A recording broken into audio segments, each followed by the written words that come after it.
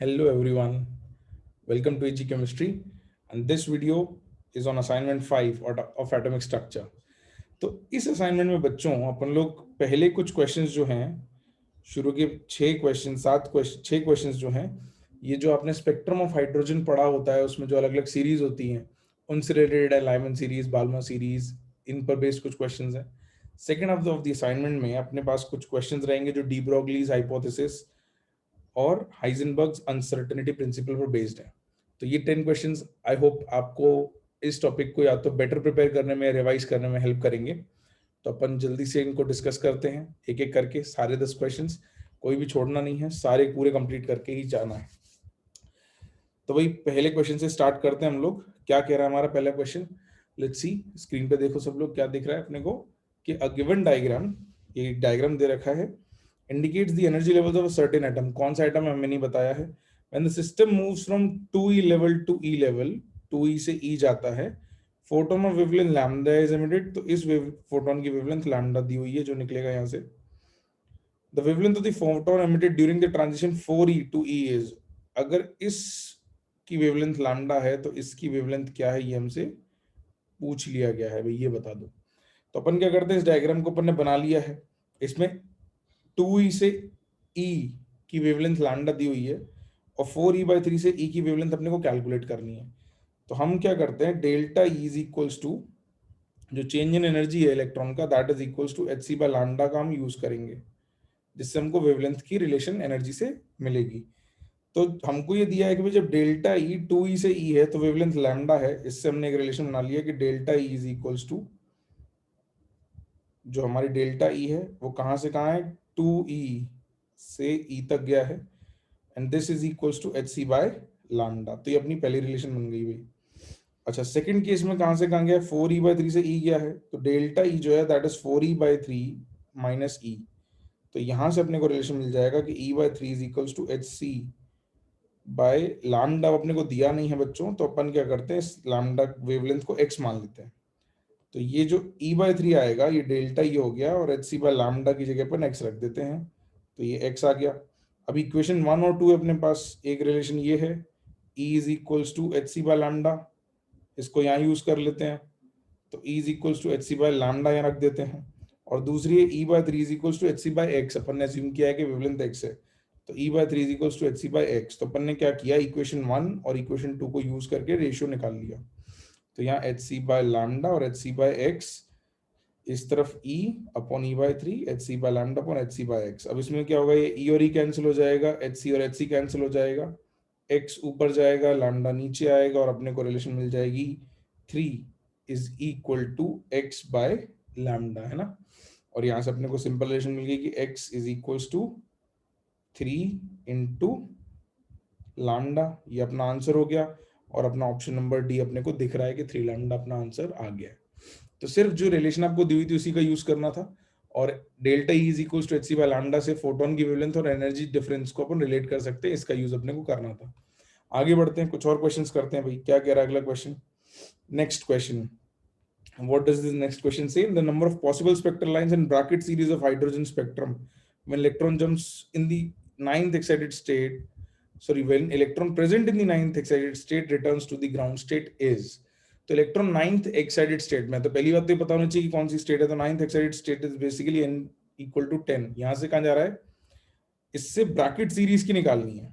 तो bracket series is when your electron jumps to 4। तो Lyman Balmer Paschen bracket n equal to 4 में जब electron jump करता है तो उसको ब्रैकेट सीरीज कहते हैं। तो कहां से कहां, 10 से 4 के बीच में कौन कौन सी लाइंस ऐसी अपने को मिल सकती हैं जंप में जो 4 पर एंड होंगी। तो इसका तरीका क्या होता है बच्चों, डायरेक्ट फॉर्मूला तो ये है कि भाई दो लेवल्स के बीच में अगर तुमको नंबर ऑफ पॉसिबल लाइंस किसी गिवन सीरीज में चाहिए, पर्टिकुलर सीरीज में, तो क्या है कि आना 4 तक है, और 10 से कहाँ कहाँ से आ सकते हो, 10, 9, 8 ऐसे आ सकते हो।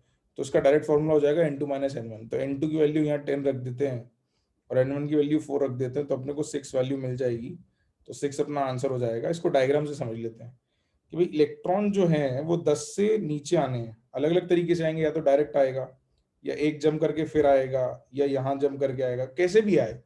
अल्टीमेटली 4 तक कहाँ कहाँ से आ सकता है, या तो 10 से 4, या 9, 8, 7, 6 और 5, यही पॉसिबिलिटीज हैं भाई। 4 के ऊपर जो जो लेवल हैं जहां इलेक्ट्रॉन हो सकता है वहीं से आ सकता है, इनको गिनोगे तो आपका आंसर आ जाएगा 6। ठीक है, आप डायग्राम से बना सकते हो, आप थोड़ा लॉजिकली फॉर्मूले से कर सकते हो, दोनों तरीके से आंसर अपना डी आ जाएगा 6। इसके बाद अपन अगले एक सवाल पे आगे बढ़ते हैं भाई। क्या कह रहा है अपना अगला सवाल, देखो जरा स्क्रीन पे कि difference in wavelength of two extreme lines of Lyman series in emission spectrum of helium plus would be. अब दो तीन बातें आपको यहाँ ध्यान देना पड़ेगा। एक तो लाइमैन सीरीज बोला है, तो लाइमैन इज फर्स्ट सीरीज मतलब आएगा तो 1 में, और एक्सट्रीम लाइंस, एक्सट्रीम मतलब पहली और आखिरी लाइन। तो आपको क्या क्या पता होना चाहिए देखो। और एक बात बोल रहा है हीलियम प्लस, तो हीलियम प्लस के लिए अपन Z को 2 रख देते हैं। N1 की वैल्यू 1 रहेगी क्योंकि लाइमैन सीरीज है, ये फिक्स हो गया। N2 जो है वो 2 से लेकर इन्फिनिटी कहीं भी हो सकता है। अब स्मॉलेस्ट जंप जो है वो होगा 2 से 1 का, तो स्मॉलेस्ट जंप को अपन ने रख दिया 2 से 1। ठीक, स्मॉलेस्ट जंप इज 2 से 1, और लॉन्गेस्ट जंप होगा इन्फिनिटी से 1 का, तो लॉन्गेस्ट जंप को अपन रख देते हैं इन्फिनिटी से 1। और फॉर्मूला अपन ने पढ़ा होता है कि 1 by lambda is equals to R H into Z square 1 by n one square minus 1 by n2 square. अब बस वैल्यूज रखनी है अपने को, ये फॉर्मूला दोनों जगह अप्लाई करेंगे, स्मॉलेस्ट के लिए और लॉन्गेस्ट के लिए। वैल्यू सब्स्टिट्यूट कर देते हैं भाई, तो n1 की जगह 1, n2 की जगह 2, z की जगह भी 2 सब्स्टिट्यूट कर देते हैं वैल्यूज। तो R 1 by lambda 1 is equal to R H into 2 का स्क्वायर 1 बाय 1 का स्क्वायर माइनस 1 बाय 2 का स्क्वायर इज 4। इसको सॉल्व करोगे आप तो ये आ जाएगा 1 बाय 3 आर एच। ठीक है, इसको सॉल्व कर लेना, तो ये 4 आ जाएगा। इसको सॉल्व करोगे तो ये 3 बाय 4 आ जाएगा, ये 4 से 4 कट जाएगा, तो 1 by lambda 1 is equal to 3 R H आ जाएगा। इसको इन्वर्ट करोगे तो ये मिल जाएगा। मैंने कर दिया, आगे से कैलकुलेशन आप लोग थोड़ा सा देख लेना अपने एंड पे ना। अगले में जाते हैं भाई। लैम्डा n2 की जगह इन्फानाइट, n1 की जगह 1 रख देते हैं, तो 1 बाय 1 माइनस 1 बाय इन्फिनिटी। इसको सॉल्व करोगे तुम तो लैम्डा 2 की वैल्यू 1 बाय 4h आ जाएगी। अब आपके पास एक इक्वेशन ये है, दूसरी इक्वेशन ये है, और इन दोनों में डिफरेंस निकालना है। Difference is lambda 1 minus lambda 2, दोनों का डिफरेंस निकालना है। तो लैम्डा 1 की वैल्यू यहाँ रख देते हैं, लैम्डा 2 की वैल्यू यहाँ रख देते हैं, तो आपको मिल जाएगा 1 by 3 R H minus 1 by 4 R H. LCM लोगे, सॉल्व करोगे तो आ जाएगा 1 by 12 R H as your answer. 1 by 12 R H से आपका आंसर आ गया ऑप्शन नंबर ए भाई, है ना। तो मुश्किल नहीं है भाई, बस आपको फॉर्मुलेस पता होने चाहिए। फॉर्मुलेस अगर पता होंगे तो काम आसानी से सॉल्व हो जाएगा। एक और क्वेश्चन करते हैं भाई लाइमैन सीरीज से रिलेटेड। ही क्या कह रहा है हमारा क्वेश्चन कि the shortest wavelength in Lyman series of Li2 plus ion is. अब आपको यहाँ ये पता होना चाहिए कि शॉर्टेस्ट वेवलेंथ के लिए एनर्जी मैक्सिमम होनी पड़ेगी, क्योंकि energy is inversely proportional to wavelength. तो वेवलेंथ मिनिमम है तो एनर्जी मैक्स करनी है। तो शॉर्टेस्ट वेवलेंथ के लिए एनर्जी मैक्सिमम यानी लॉन्गेस्ट जंप लाइमैन सीरीज यानी n1 की वैल्यू तो 1 ही रहेगी, n2 जो है वो इनफाइनाइट हो जाएगा। तो n2 की वैल्यू अपन रख देते हैं इन्फिनिटी, n1 की वैल्यू 1, लिथियम 2 प्लस है, z की वैल्यू 3 आएगी, फॉर्मूले में वैल्यूज डाल देते हैं। तो 1 by lambda is equals to R H Z का स्क्वायर 1 बाय 1 का स्क्वायर माइनस 1 बाय इन्फिनिटी का स्क्वायर। इसको सॉल्व करेंगे अपने पास आ जाएगा ये 1 और ये 9, तो 1 by lambda is equals to 9 R H, lambda हो जाएगा 1 by 9 R H. R H के लिए लगभग 1 बाय आर एच के लिए लगभग 912 एंगस्ट्रॉम होती है, तो इसको सब्सटीट्यूट कर देते तो ये आ जाएगा 912 एंगस्ट्रॉम। 912 बाय 9 एंगस्ट्रॉम, इसको सॉल्व कर दोगे आप तो आपको मिल जाएगा 101.3 एंगस्ट्रॉम एज योर आंसर, और अपन मार्क कर देंगे ऑप्शन नंबर डी भाई, है ना। क्लियर है। एक और लाइमैन सीरीज का क्वेश्चन, आगे चलते हैं एक और क्वेश्चन करते हैं। ये क्वेश्चन थोड़ा सा वापस डायग्राम बेस्ड आएगा। क्या कह रहा है question, which electronic transition in atomic hydrogen corresponds to emission of visible light. अब आपको ये पता होना चाहिए कि विजिबल लाइट जब बोल दिया है तो हाइड्रोजन में बाल्मर सीरीज की ही बात होगी। तो we know that first 4 lines of Balmer series in hydrogen lie in visible range, ये आपको पता होना चाहिए। This is a fact which you should know. अब Balmer series is second series, first Lyman होती है, बाल्मर सेकंड होती है। सेकंड मतलब लेवल 2 पे आएंगे, और पहली 4 लाइन होती है रेड ग्रीन ब्लू और वायलेट। तो इनके जब ट्रांजिशंस बनाओगे तो 6 से 2, 5 से 2, 4 से 2 और 3 से 2, तो 6 से 2, 5 से 2, 4 से 2 और 3 से 2, इन चारों में से कोई भी ऑप्शन हो तो मार्क कर देते हैं। और अपने को दिख रहा है कि 5 से 2 अपना ऑप्शन है, इसलिए अपन ने इसको यहाँ आंसर लिख रखा है, तो अपन इसको मार्क कर देते हैं भाई। आंसर अपना हो जाएगा 5 से 2 is a transition in visible range for hydrogen atom. ठीक है, डायग्राम से क्लियर है। आगे चलते हैं, एक और सवाल, लास्ट सवाल है अपना ये सीरीज पर बेस्ड। क्या कह रहा है क्वेश्चन, देखो भाई, थोड़ा कैलकुलेटिव है। Last line of Lyman series for hydrogen atom has wavelength of lambda 1 angstrom. Last line मतलब इन्फिनिटी 7 वाली, आखिरी line infinity 7। And second line of Balmer series is lambda 2 angstrom. Balmer series में level 2 पे आते हैं, पहली line होगी 3 से 2, दूसरी लाइन हो जाएगी 4 से 2, तो वैल्यू सब्स्टिट्यूट कर देते हैं भाई। तो लास्ट लाइन ऑफ लाइमन के लिए n2 इन्फिनिटी हो जाएगा, सब्स्टिट्यूट कर देते हैं infinity 7। Second line of warmer के लिए n2 जो है ये 4 हो जाएगा, इसको सब्स्टिट्यूट कर देते हैं 4। और वेवलेंथ अपने को बोली हुई है पहले केस में लैम्डा 1 एंगस्ट्रॉम, दूसरे केस में लैम्डा 2 एंगस्ट्रॉम।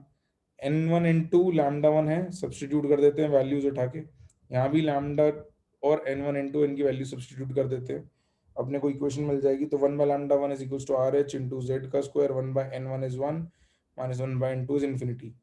दूसरी तरफ बाल्मर वाले केस में n1 की वैल्यू 2, 2 का स्क्वायर 4 और n2 की वैल्यू 4, 4 का स्क्वायर 16। इसको सॉल्व कर लेते हैं भाई।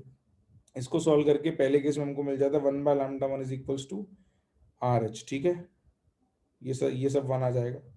इस केस में इसको सॉल्व करोगे एलसीएम, तो यहाँ मैं साइड में लिख देता हूँ, एलसीएम 16 आएगा भाई, एलसीएम 16 आएगा, यहाँ 4 माइनस 1 करोगे तो यहाँ 3 हो जाएगा, तो यह जाएगा 3 बाय 16। में इसको सब्सटीट्यूट कर देता हूँ 3 बाय 16। तो अब अपने पास इक्वेशन 1 है, इक्वेशन 2 है, पूछा क्या था अपने से, देन ये रिलेशंस कुछ दे दी, यानी लैम्डा 1 और लैम्डा 2 में अल्टीमेटली रिलेशन आपको निकालनी है। तो अपन क्या करते हैं, यूजिंग 1 और 2, 1 बाय लैम्डा 1 आर एच है, 1 by lambda 2 R H into 3 by 16 है, तो 1 बाय लैम्डा 2 में आर एच की जगह में क्या रख देता हूँ, 1 बाय लैम्डा 1 रख देता हूँ, तो मुझे मिल जाएगा 1 by lambda 2 is equal to 1 by lambda 1 into 3 by 16 यहाँ से, ठीक है, ये आर एच की जगह 1 बाय लैम्डा 1 आ गया, तो ये 3 बाय 16 और इससे अपने को रिलेशन मिल गया 16 by lambda 2 is equal to 3 by lambda 1, और ये अपना किस ऑप्शन से मैच हो रहा है अभी देख लो जरा, ऑप्शन नंबर बी से मैच हो रहा है। तो यहाँ तक अपने क्वेश्चंस जो थे ये थोड़े लाइमन सीरीज और मतलब बाल्मर सीरीज और इन सब पे बेस्ड थे। आगे के 2 क्वेश्चंस अपने डी ब्रॉगली हाइपोथेसिस पर बेस्ड हैं, उसके रिलेशन पर बेस्ड हैं, और लास्ट 2 क्वेश्चन अपने हाइजेनबर्ग्स अनसर्टेनिटी प्रिंसिपल के हैं। तो फटाफट से इनको देख लेते हैं भाई, जल्दी से देखो, कंप्लीट करके जाना। क्या कह रहे हैं, 7th question, the ratio of de Broglie wavelength of electron proton moving with same speed is about.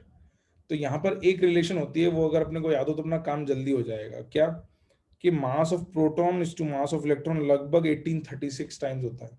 कुछ कुछ जगह ये 1837 या राउंड ऑफ करके 1840 भी लिखा होता है। मैं 1836 इसलिए ले रहा हूँ क्योंकि मुझे दिख रहे हैं ऑप्शन में 2 जगह 1836 है, तो शायद इससे काम हमारा आसान हो जाए। तो हमको 2 बातें पता है, डी ब्रोगलीज रिलेशन है lambda is equals to H upon MV, और mass of proton upon mass of electron is 1836 times. अब लैम्डा ऑफ इलेक्ट्रॉन लिखोगे तो H upon mass of electron into V हो जाएगा, लैम्डा ऑफ प्रोटॉन लिखोगे तो H upon mass of proton into V हो जाएगा। सब्स्टिट्यूट कर देते हैं भाई, यहाँ मास ऑफ इलेक्ट्रॉन, यहाँ मास ऑफ प्रोटॉन, ठीक है, lambda is equals to h by m v को इलेक्ट्रॉन के लिए और प्रोटॉन के लिए अप्लाई कर दिया। अब इसमें क्या होगा, ये एच और एच कैंसिल हो जाएंगे, वेलोसिटी सेम दी हुई है भाई क्वेश्चन में, देख लो सेम स्पीड, तो वो कैंसिल हो जाएगी। अल्टीमेटली आपके पास जो रिलेशन बचेगा वो होगा lambda of E upon lambda of P, electron upon proton is mass of proton upon mass of electron, और यहाँ से रिलेशन उठा के रख देना, तो आपको मिल जाएगा 1836/1, तो रेशो जो है वो आ जाएगा 1836:1। अपना आंसर और ऑप्शन अपना हो जाएगा ए भाई, है ना, दिख गया ऑप्शन नंबर ए। फटाफट से एक सवाल और अपना डी ब्रॉगली वेवलेंथ का, इस सवाल में अपन बोर्स मॉडल पर डी ब्रॉगली हाइपोथेसिस को अप्लाई करेंगे। क्या कह रहा है question, the circumference of third orbit of helium plus ion is x metre. Circumference 2πr होता है, थर्ड ऑर्बिट के लिए n इक्वल टू 3 के लिए x की वैल्यू दे दी है, तो orbit number 3 circumference 2πr is equals to n lambda होता है। ये अपन ने पढ़ा होता है जब अपन ने D Broglie hypothesis Bohr model पे अप्लाई की होती है, और n की वैल्यू यहाँ बोली हुई है 3, तो अपने को मिल गया कि सर्कमफेरेंस जो है वो 3 लैम्डा के इक्वल है, 2πr is equals to 3 lambda, पहली रिलेशन ये आ गई। दूसरी रिलेशन कहाँ से आएगी, हमको बोल रखा है कि जो सर्कमफेरेंस है इसकी वैल्यू x मीटर है, मीटर में x दे रखी है, तो हमने लिख दिया circumference of third orbit is equals to, इसको अपन सब्स्टिट्यूट कर देंगे x मीटर्स। अब इक्वेशन 1 और इक्वेशन 2 दोनों एक ही चीज के सर्कमफेरेंस की बात कर रहे हैं, यानी कि 3 लैम्डा और x मीटर इक्वल होंगे, तो हम ये कह सकते हैं कि 3 lambda is equals to x metre, तो lambda is equals to x by 3 metre. और अल्टीमेटली अपने को लैम्डा बताना था x के टर्म्स में, ये अपना आंसर आ गया x/3 metre. Answer option number A हो गया। बहुत ही सिंपल निकला ये तो, है ना। तो क्वेश्चन आसान है, बस आपको समझ में आना चाहिए कि कैसे होगा। इसी तरीके से आगे के दो क्वेश्चन भी करते हैं, ज्यादा मुश्किल नहीं है, बस समझ के करने हैं। अगला क्वेश्चन क्या कह रहा है, uncertainty in position is twice the uncertainty in momentum. इस बात को अपनी लैंग्वेज में लिखना आना चाहिए कि delta x uncertainty in position is twice the uncertainty in momentum, है ना। आगे देखते हैं क्या कह रहा है, uncertainty in velocity is delta we पूछ रहा है। तो देखो मैं लिख देता हूँ जो मैं कह रहा था, delta x is twice of delta P. Delta P होता है एम डेल्टा वी, तो इसको एक्सपैंड कर देते हैं, एम डेल्टा वी लिख देते हैं। ये अपने को पहली रिलेशन मिल गई है ना, this is our first relation. और हमको हाइजेनबर्ग्स अनसर्टेनिटी प्रिंसिपल से पता होता है कि delta x into delta p is greater than equal to H upon 4 pi. अब अपने को अगर अनसर्टेनिटी निकालनी है तो अपन डेल्टा एक्स में डेल्टा पी की जगह एम डेल्टा भी रख देते हैं। डेल्टा पी का एक्सपेंशन जो है, अपन ने डेल्टा पी को एम डेल्टा भी रख दिया क्योंकि डेल्टा पी अपने को चाहिए नहीं। एक्स को ट्वाइस ऑफ एम डेल्टा भी यहाँ से रखेंगे इक्वेशन 1 से। तो एक रिलेशन ये निकाल लिया अपन ने, delta x into m delta v is h upon 4 pi. Equation 2, equation 1 अपने पास थी, डेल्टा एक्स को इक्वेशन 1 से सब्सटीट्यूट कर देंगे, तो यूजिंग 1 and 2 वी गेट क्या मिल जाएगा हमको, 2 into m delta v into m delta v is equal to H upon 4 pi. फटाफट से इसको लिख देते हैं, एच अपॉन 4 पाई। अब यहाँ पर 2 into m multiplied by m, इसको नीचे ले जाते हैं, बच जाएगा डेल्टा वी का स्क्वायर। तो delta v square is equal to H upon 4m² into 2 into pi. Root ले लोगे तो आपको बच जाएगा 1/4 का स्क्वायर √2 m² का √m। अंदर बच रहा है h अपॉन 2 पाई, ठीक है। लेकिन अब ऑप्शन देखोगे ना तो 1/2m के साथ h अपॉन 2 पाई का कोई ऑप्शन नहीं दिख रहा आपको, लेकिन एक ऑप्शन h क्रॉस में लिखा हुआ है। अब अपने को ये याद होना चाहिए कि h अपॉन 2 पाई को हम h क्रॉस भी लिखते हैं। अगर ये याद होगा तो हम क्या करेंगे कि हम h अपॉन 2 पाई ना लिख के इसको लिख देंगे हम h क्रॉस, और ये अपना आंसर हो जाएगा which will be option number C. ठीक है, तो एक छोटी सी बात अगर नहीं याद होती तो अपने को ऑप्शन मैच नहीं होते कि h अपॉन 2 पाई h क्रॉस होता है, ये अपने को पता होना चाहिए। लास्ट क्वेश्चन, जल्दी से आ जाते हैं बच्चों फटाफट, ये अपने असाइनमेंट का लास्ट क्वेश्चन है, जल्दी देखो। Uncertainty in position of a particle of 25 gram in space is 10 to the power -15, यानी डेल्टा एक्स की वैल्यू बोली हुई है 10 टू द पावर -15। मास अपने को दे रखा है 25 ग्राम, किलोग्राम में कन्वर्ट करके लिख सकते हैं। Hence uncertainty in velocities delta we पूछ लिया भैया क्या है, तो अपने को हाइजेनबर्ग्स अनसर्टेनिटी प्रिंसिपल से पता होता है कि delta x into delta p is greater than equal to H upon 4 pi. Delta p को अपन एम डेल्टा वी रख देते हैं क्योंकि मास दे रखा है, डेल्टा वी पूछा है, तो इसको सब्सटीट्यूट कर देते हैं। अब डेल्टा वी फाइंड करना है तो डेल्टा एक्स की वैल्यू रख देते हैं, एम की वैल्यू रख देते हैं, डेल्टा वी पता करना है। तो एक्स जो है वो है 10 की पावर -15, एम जो है वो 25 into 10 to the power -3 grams is equal to h की वैल्यू अपॉन 4 पाई। इन सबको डिनोमिनेटर में ले जाते हैं और सॉल्व कर देते हैं। इन सबको डिनोमिनेटर में ले जाके सॉल्व करेंगे तो यहाँ जाएगा अपने पास 25 इंटू 4 इंटू पाई, और ये 10 की पावर -3 नीचे, 10 की पावर -15 नीचे, ऊपर जाएंगे तो +15 और +3 हो जाएगा, तो +15 +3 लिख दिया। 25 इंटू 4 को मैंने 100 लिख दिया। इसको अपने को सॉल्व करना है तो 6.626 अपॉन पाई, जब इसको सॉल्व करोगे तो ये 2.109 आ जाएगा भाई, दिस विल बी 2.109। और ये 10 की पावर्स अपॉन 100 को सॉल्व करोगे तो 10 की पावर -18 आ जाएगा। 2.109 को approximately 2.1 into 10 to the power -18, 2.109 को राउंड ऑफ करके रफली मतलब अप्रोक्सीमेटली 2.1 लिख सकते हैं। क्यों लिख रहा हूँ 2.1? क्योंकि मुझे ऑप्शंस में दिख रहा है कि ऐसा एक ऑप्शन मेरे पास ऑप्शन नंबर ए है, इसलिए मैंने उसको अप्रोक्सीमेट करके 2.1 लिख दिया, और यहाँ हमारा क्वेश्चन कंप्लीट हो गया, है ना। तो भाई इस तरीके से हमने असाइनमेंट 5 कंप्लीट कर लिया। इसके बाद हम अगले असाइनमेंट पर भी आएंगे जिसमें हम आगे बात करेंगे कुछ configuration of electrons, quantum mechanical model पे बेसिकली अगला असाइनमेंट रहेगा। अभी तक हम लोगों ने बोर्स मॉडल पढ़ा था इस असाइनमेंट के पहले तक, तो हम होपिंग कि भाई ये असाइनमेंट सबको काम आ रहे हैं, कुछ मदद मिल रही है, कुछ हेल्प हो रही है, और आप लोग इन असाइनमेंट्स को अच्छे से यूज कर रहे हो। तो use them for your advantage, सीखो भाई, मेहनत करो, आगे बढ़ो, और I am hoping every one of you does well in your what ever exam you preparing for, है ना, बीट्स बोर्ड्स और जेई और नीट। तो इसी के साथ बच्चों ये असाइनमेंट अपन यहाँ एंड करते हैं, मिलेंगे फिर किसी और वीडियो में, तब तक टेक केयर, पढ़ते रहो, सीखते रहो, आगे बढ़ते रहो, बाय बाय।